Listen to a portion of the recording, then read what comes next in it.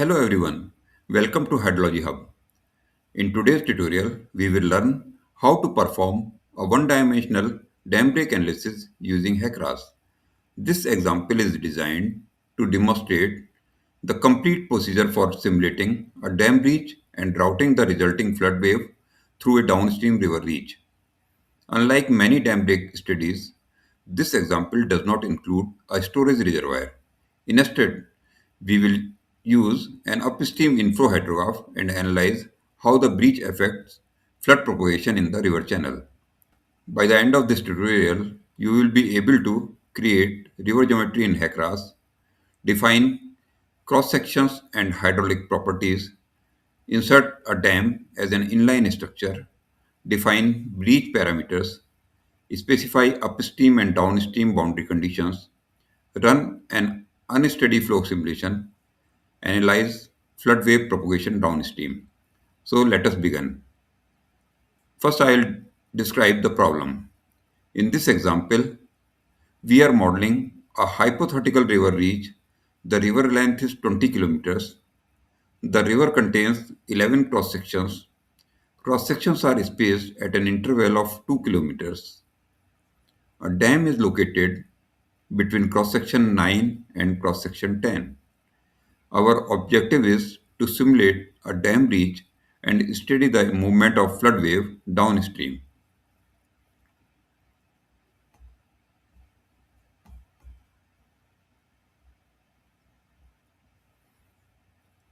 So here you can see this is the dam which is located in between the cross section 9 and cross section 10.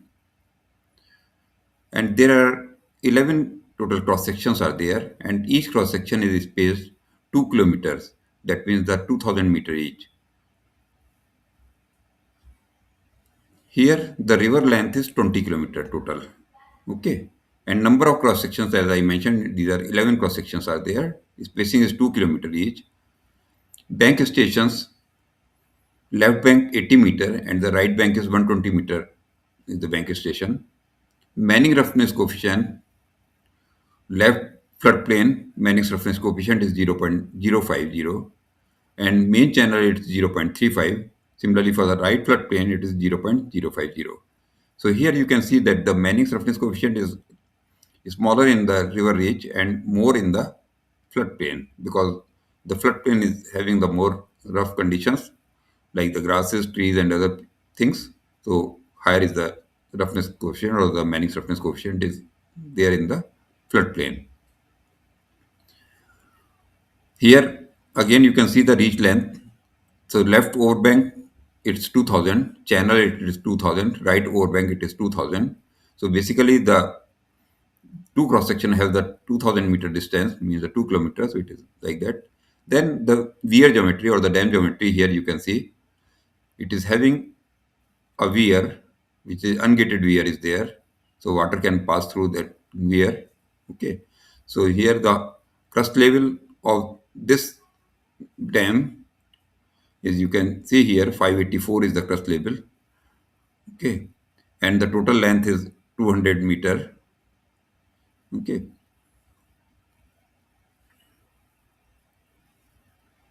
and the crust level of the weir is 584. 580. 580 is the crust level of the weir, and the crust level of the dam is 584.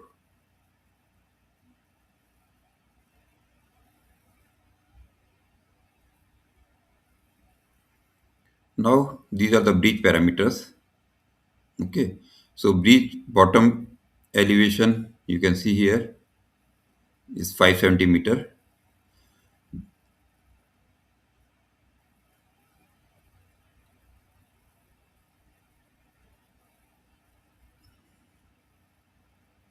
Slope is 1:1, and the bottom breach width is the 50 meter. Okay, so from here in this figure you can see this is the main channel, and this is the right overbank and the left overbank. Okay, so left overbank you can see the Manning's roughness coefficient is 0.05. For the right overbank it is 0.05. However, in the main channel it is 0.035. And this is the upstream inflow hydrograph. What is the inflow hydrograph is entering into the reservoir. Okay, and this is the normal depth, downstream condition. So this is upstream boundary condition and the downstream boundary condition. And the initial condition, there is an inflow of 50 meter per second in the channel. So it's a initial condition. So we have to consider. Now we will start with the HEC-RAS.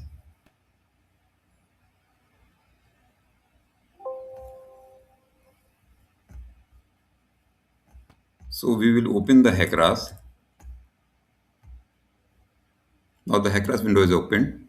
We will create a new project file. We will go to the file, click on the new project and give an appropriate name for the project. Here I am giving 1D dam breach model. Okay, and select the appropriate directory where you want to keep your project. So here in this case, I am keeping my project under documents. Okay, so click OK. Okay, so now your project has been created. Now next step is go to the geometry. I'll click on the geometry. Then create a river reach. So click here, add new river reach, and then just click the mouse and double click here up to what point you want to have the river reach. I'll give the name of the river as river and reach as 1. Okay. So now the river is created. Now the next step is that we have to provide the cross sections in the river. Okay. For that, I'll click on the cross section, edit and view cross section or create new cross sections. So I'll click here. So this window has opened. So it's a cross section data window has opened. So in this window, go to the options and click on the add a new cross section. Right. So what I will do, I will start entering the cross section from the downstream point to the upstream point. Okay. So at 0 change from the downstream, I select here most downstream cross section. So I have the data, all the cross section data here in the Excel file. So I'll open that Excel file and I'll see that my all the 11 cross section I have provided here. Okay. So cross section 1 at 0 channels is here. So here is the station and the elevation. So I'll copy this station and elevation from this Excel sheet to my HEC-RAS. Sorry. I'll again select here, Control C, and then you copy this one here, Control V. So cross section has been created or entered. This station and elevation has been entered. Now we'll provide the Manning's reference values. So Manning reference values, here we can see that the Manning reference values, I'll show you here. So Manning reference values for the left bank and right bank, or the you can see the main channel it is 0.035 and the floodplain it is 0.05. So 0.035 and 0.05.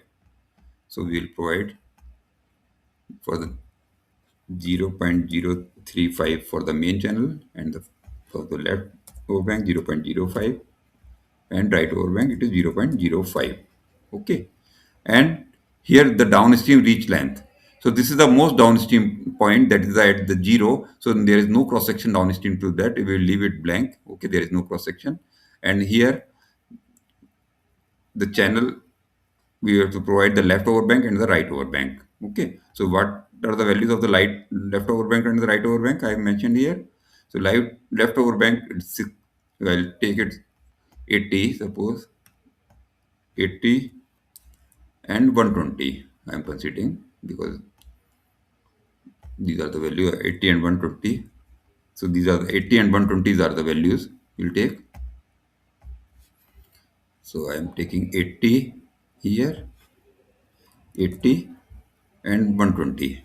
Okay. So these are the two values we have provided here, 80 and 120, and then we will apply the data. So you can see this cross section has been plotted here, and it shows that these are the main channel Manning's roughness, and this is the roughness coefficients of the left and right overbanks. Okay. So now what we will do, we will copy the same cross section, so that that will be easy instead of entering every time the cross section. So some of the values are same. So we'll copy this current cross section, and where we will copy the second cross section from the downstream, that means at the 2000 meter above that. Okay, we'll give it 2000, so it's 2000. Okay, and here the downstream reach length, now it is just cross section number 2. Here you can see it's a cross section number 2. If you see in the picture, I'll show you in the picture, it is a cross section number 2. Here you can see it's a first cross section we have entered. Now we are entering the second cross section. So second cross section we are entering. So from the second cross section there is a cross section downstream to that. It is 2000 meter downstream is the cross section 1. So that's why we are entering here 2000 value. However, in cross section 1 what we entered at 0 change. It was not having any cross section downstream to that. Okay. So what I'll do here, I'll put it 2000, 2000 and 2000 here. Okay, and then I'll copy the elevations here. So now I'll go to the Excel, and for the second cross section I'll copy this elevation. Stations are same because all the sections are having the same station, so I'll copy the, so here I have copied this cross sections. Okay, so now apply this data. Right, now copy this again, same cross section, copy current cross section to 4000 meter from the most lowest point. Okay, so 4000 point we have copied. So again, here all the things are same. So we will copy this part here. Only the elevation, control C will copy. We'll copy this control C and elevation here, control V, and then we'll apply the data. So the third cross section has been created. Now copy the current cross section. So this was on the 4000. So now we'll have the another cross section from the downstream. It's at 6000. So copy here. Okay. So again in the 6000, what we'll do, we'll copy the elevation of the 6000 cross section. Copy, and then we'll go to the HEC-RAS, and then we'll copy here, control V, and then we'll apply the data. Okay, again we'll copy current cross section to 8000. 8000 will copy. Okay, and 8000 what we are copying, then again we'll have it open the Excel and copy the elevation for the cross section of the 8000. 8000 cross section will copy, control C, and then we'll copy over here. So we'll copy again, control V, then apply the data. Next is again we'll copy option, copy current cross section to 10,000. 10,000.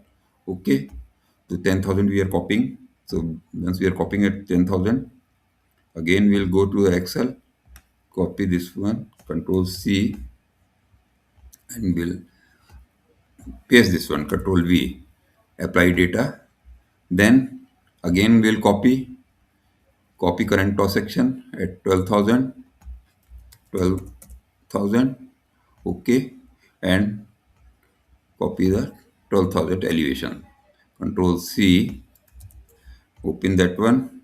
Here again 12,000, we'll copy that 12,000 here, control V, and then apply the data. Then again, so here in the 14,000 again we'll have control V, apply the data. Then again we'll copy current cross section to the 16,000. 16,000. Okay, 60,000. At the 16,000 we'll copy, control V, apply the data.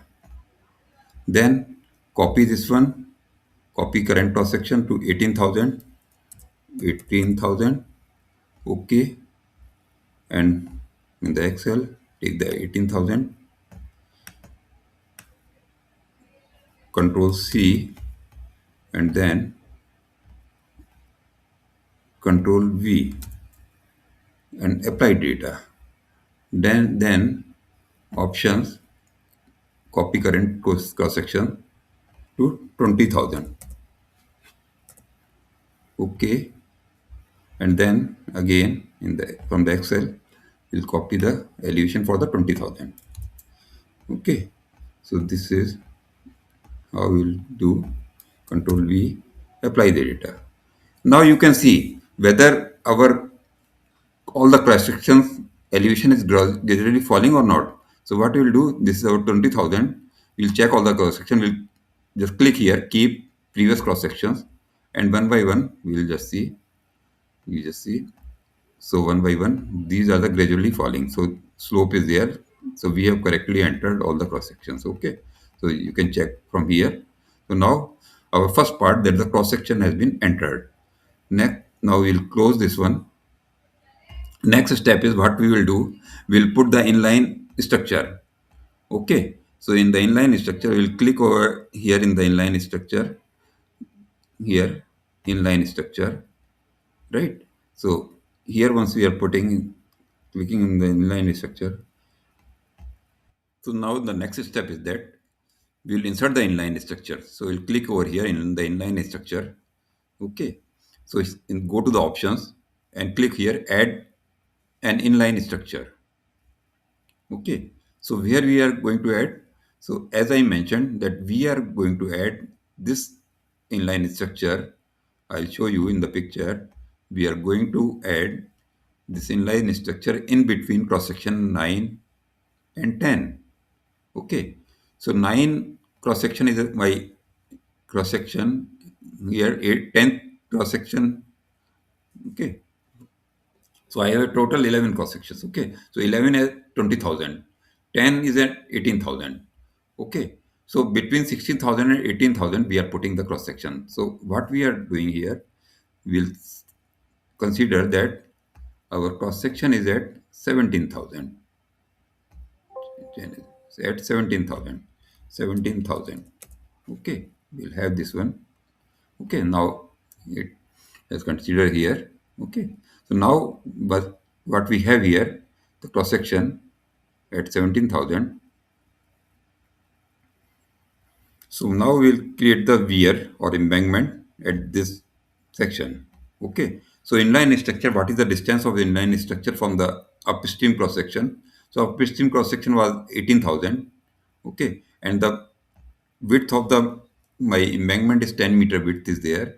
So how far it will be there from the upstream cross section? It will be 1990 meter. Okay.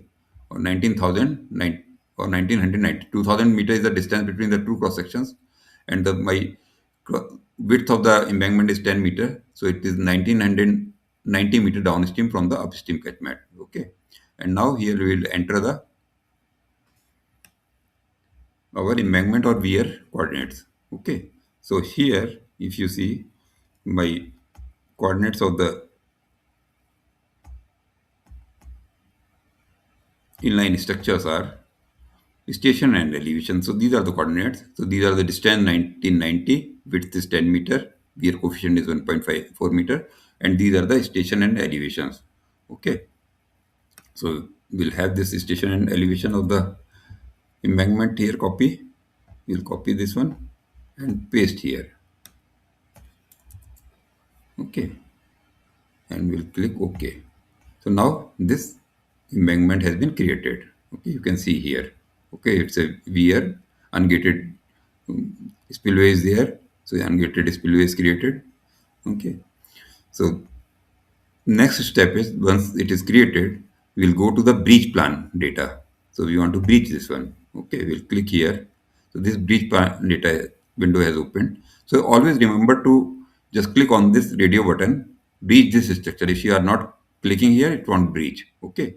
Now enter the breach plan data. So you'll see that what are the breach plan data we do have. So inline structure we are having. So dam beach data, beach center line is 105 meter. Okay. And then beach bottom elevation is 570 meter. So we'll provide all these data. So 105 meter is there, 105, 105.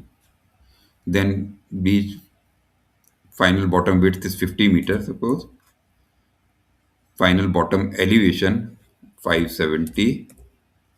Okay. And the slope, side slopes 1 is to 1 we are giving. And the beach formation time 1 hour we are giving. And the storage or starting water surface elevation.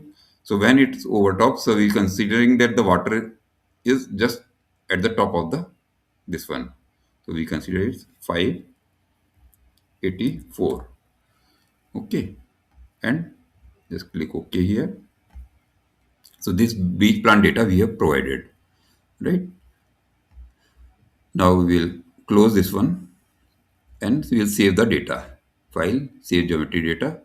We will say that 1D dam ditch geometry geo. Okay. So we have provided its file name. So now geometry has been saved. We'll close this one. Now we'll go to the unsteady flow data. Click over here. So here at upstream point, we'll provide the upstream boundary. So upstream boundary, what is upstream boundary? It's a flow hydrograph. We'll provide here is the flow hydrograph. For that, we'll give some fixed date and time. We'll consider the fixed date and time is 1st September, suppose, at 00 hours. Okay. And we'll here again see what is my inflow hydrograph. Inflow hydrograph is this one.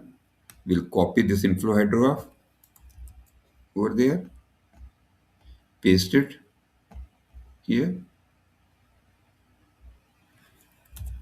right? So right now my inflow hydrograph starts here on the 1st September night 12 o'clock or the 31st September night 12 o'clock, and right. So it is starting and it is having the flow up to the for 12 hours, means the 1st September 12 noon. So I want to simulate for a longer period. So what I'll do for 2 day, I want to simulate. Okay, I want to see the effect of the flooding, how far it is reaching. Okay, what is the effect? So I'll just extend this one. I'll just put suppose 00. There is no flow after that. Suppose I'll put some zero values or any flow if it is there. You can have. So 2 days just I'll have. So 2nd September up to 24 hours. I'll just have all these values. Okay. So that I have the simulation, I can have the simulation time up to 2nd September, 24 hours. Okay. And then you can provide here EG line slope. So EG line slope you can provide as the friction slope, same as friction slope 0.001. I can provide here 0.001. You can plot the data over there.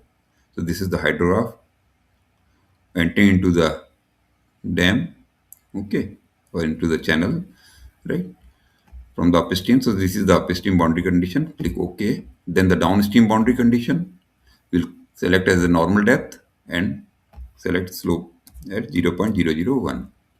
Apply. Next step is that we'll provide the initial conditions. So initial condition, how much is the initial flow? I already mentioned it's a 50 meter cube per second is the initial flow we are considering that is coming into the reservoir. Apply this data. So all these data we have applied. Okay.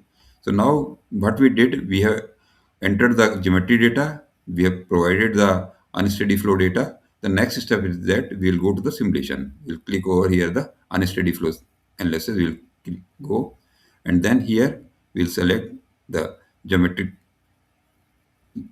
processor here. Okay, unsteady flow simulation, then post processor.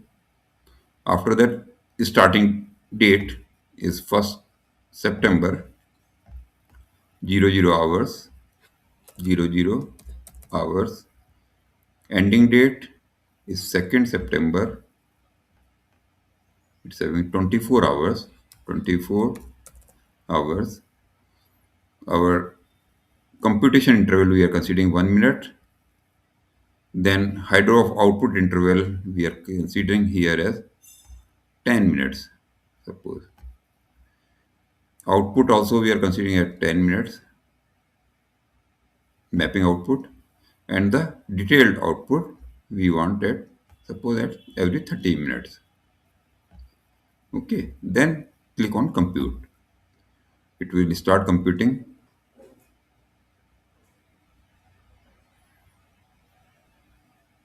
So it is now going to simulate. You have to wait for few minutes. Now it is started simulating.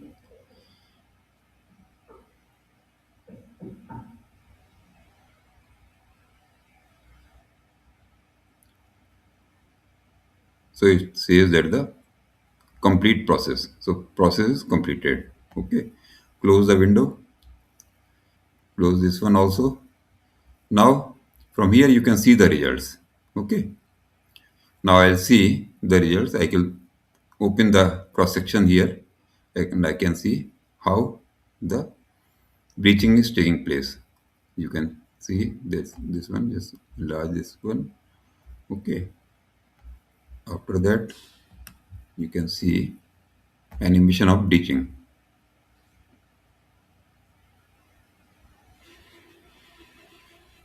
So your breach has taken place. This way the breach is there. Okay.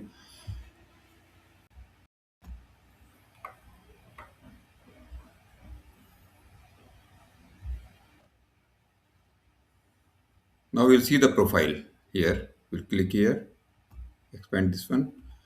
You can animate here the profiles. Now I'll animate. So after animation, you can see how in the channel the flood wave travels. Okay.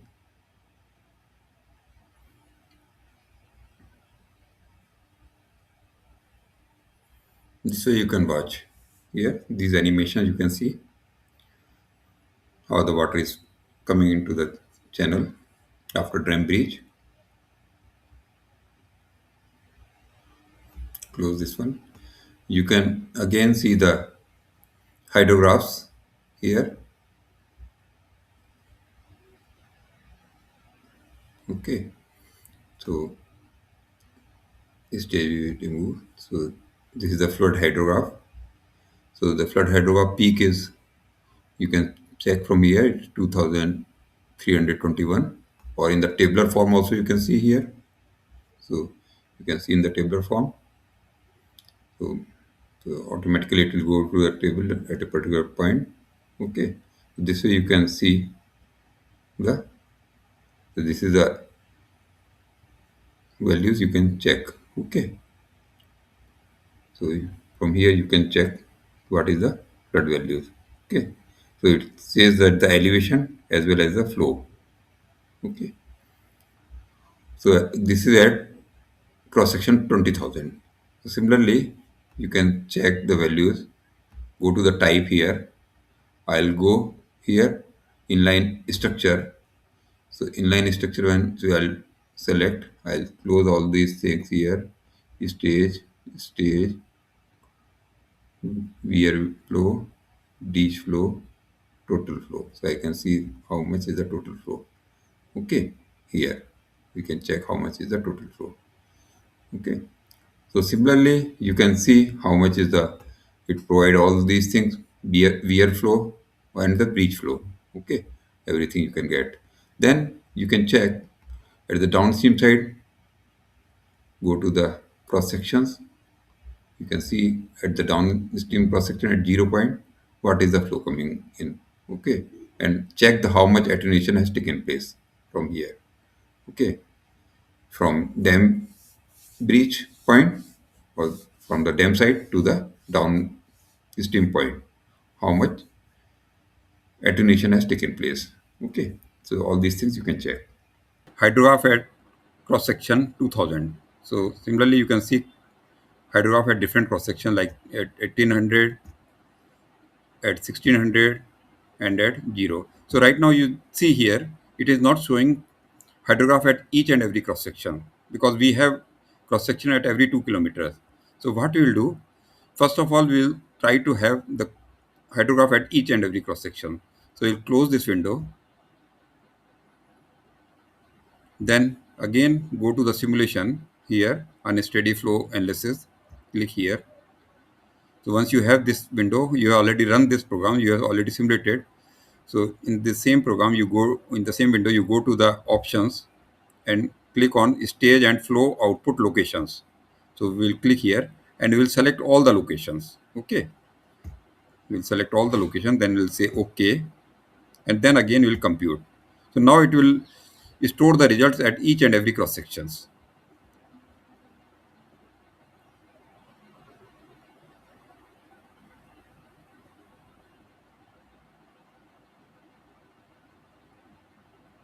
So now the process is complete. Close this one window. Okay, close this one also. Now we'll again click on the flow hydrograph, plot stage and flow hydrograph. So we'll click over here. The window will open. So now you can see the at the cross section for each and every cross section. Now the hydrograph is available at cross section 0, at 2000, like that. Okay, for each and every cross section. Now you get the flow hydrograph. Now we'll see that what is the flow hydrograph maximum flood peak at most downstream portion at 0. We'll switch off the stage and see. So it is around 2027. Okay, and you can see this in through the table also. Just click on the table. You can see what is the flow peak. Okay, so it is showing that what is the flood peak here. Okay, so you can see what is the flood peak is coming over there. Okay, so you can check here. So it is 2027. So right now it is 2027 is there. Okay, so it's a maximum flood peak at cross section 0. Okay, most downstream point. Now you can see what is the flood hydrograph at the dam outlet after the dam breach. Okay, so for that we will go to the here in the type, click on the inline structure. Okay, so now the inline structure has come up and you can see the total flow. Okay, so what is the total flow is there? The maximum total flow is 2224 is the maximum flow. So it has attenuated around 200 meter cube per second up to the 20-kilometer downstream. Okay, so this way you can check how much attenuation has taken place for each and every cross section. You can see. So at the dam site, so around 17-kilometer downstream, it is around 200 attenuation was there because our dam is at 1700, 17,000 cross section and the lowest point at 0. Okay, so similarly you can see here and other cross sections also. You can go here, click on the cross sections and see what is the flood at different cross section at 8,000. What is the maximum flood is coming? So you can check here. It is around 2083 is coming or 2098 is coming. Okay, so same way you can check how much attenuation has taken place.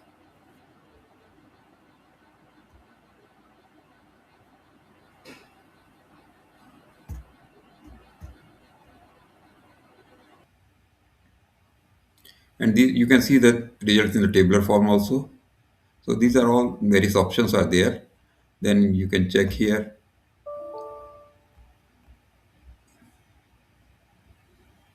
Okay,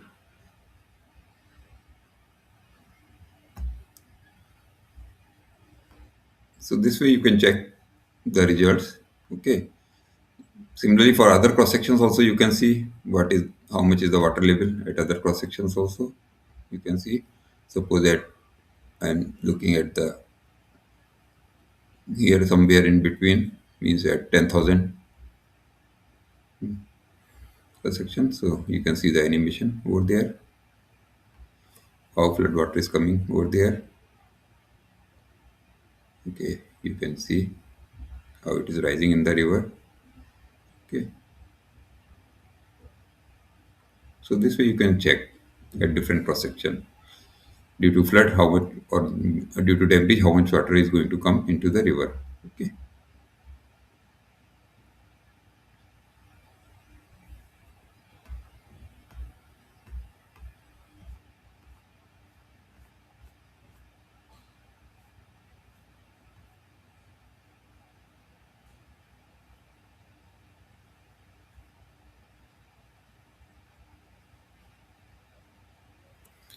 So basically, after successful completion, you can see water surface profiles, hydrographs, maximum water surface elevations, peak discharge, time of arrival of flood waves, flood attenuation along the river reach. So all these types of the results you can visualize from the HEC-RAS. So in this lecture, you will learn how to create the river geometry, define cross sections, assign Manning's roughness values, insert an inline structure representing a dam, defining a ditch characteristics, entering boundary conditions, unsteady flow simulation, and analyzing the flood wave propagation.